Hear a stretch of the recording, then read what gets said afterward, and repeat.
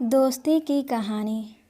गंभीर रूप से बीमार दो आदमी एक ही अस्पताल के एक ही कमरे में रहते थे। इनमें से एक आदमी को, जिसके फेफड़ों में तरल जमा हुआ था, ट्रीटमेंट के रूप में प्रत्येक दोपहर 1 घंटे के लिए अपने बिस्तर पर बैठने की अनुमति दी जाती थी। उसका बिस्तर कमरे की इकलौती खिड़की के पास था। दूसरे आदमी को अपना सारा समय अपनी पीठ के बल लेटे लेटे उसी बेड पर बिताना पड़ता था।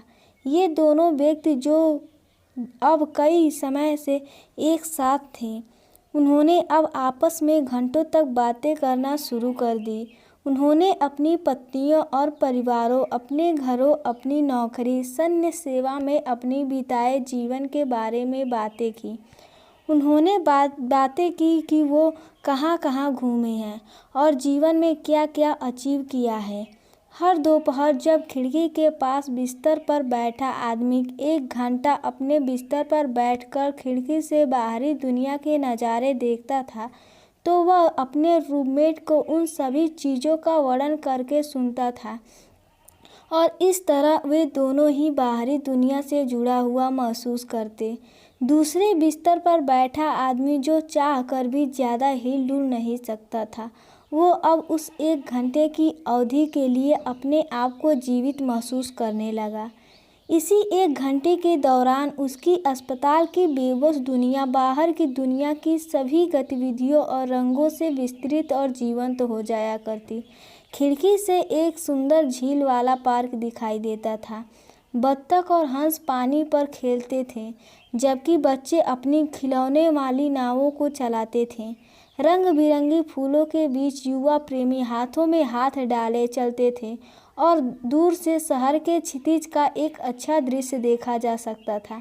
जैसे ही खिड़की के पास वाला आदमी ने यह सब विस्तार से बताया, कमरे के दूसरी तरफ का आदमी अपनी आंखें बंद कर लेता और सुरम्य दृश्य की मन ही मन कल्पना करता।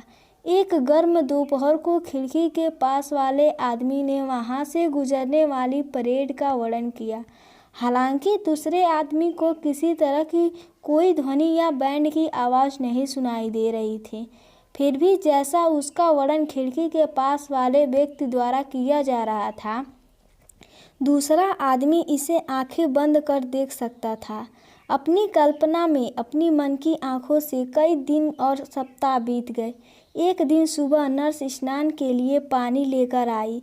तब उसने खिड़की के पास वाले आदमी के निर्जीव शरीर को देखा, जो उस दिन नींद में ही शांति से मर गया था। वह दुखी हुई और शव को ले जाने के लिए अस्पताल के परिचारकों को बुलाया।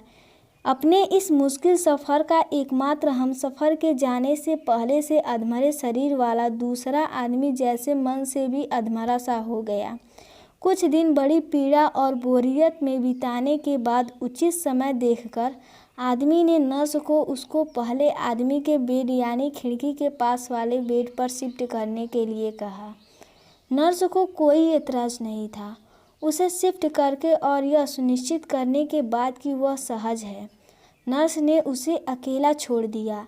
धीरे धीरे दर्द के साथ कई महीनों के बाद बाहर की वास्तविक दुनिया को पहली बार देखने की लालसा में उसने अपने आप को किसी तरह को एक कोहनी पर खड़ा कर लिया और वह बिस्तर के पास की खिड़की के बाहर देखने के लिए धीरे धीरे मुड़ा। उसके आश्चर्य का ठिकाना न रहा जब उसने खिड़की के बाहर एक ऊंची दीवार को देखा, जिसके पार कुछ भी देख पाना असंभव था। वो सोचता रहा पर कुछ भी समझ न पाया। तब उस आदमी ने नर्स से पूछा कि उसका मृतक रूममेट कैसे इस बड़ी दीवार के बावजूद खिड़की के बाहर ऐसी अद्भुत चीज़ों का वर्णन किया करता था। नर्स ने जवाब दिया कि वह आदमी अंधा था और दीवार भी नहीं देख सकता था। नर्स ने कहा, शायद वह सिर्फ आपको प्रोत्साहित करना चाहता था। कहानी का संदेश: जीवन में आप कितनी भी विकट परिस्थिति से गुजर रहे हो, लेकिन आप हमेशा ही कोई ना कोई आशा की किरण ढूंढकर उस पर परिस्थिति का सामना कर सकते हैं। तो दोस्तों, यह कहानी आपको कैसी लगी और अच्छी लगी हो तो प्लीज़ वीडियो को लाइक करें और ऐसी ही नई कहानियों के लिए हमारे चैनल को सब्सक्राइब करें और कमेंट में अपने बेस्ट फ्रेंड का नाम ज़रूर लिखें। धन्यवाद।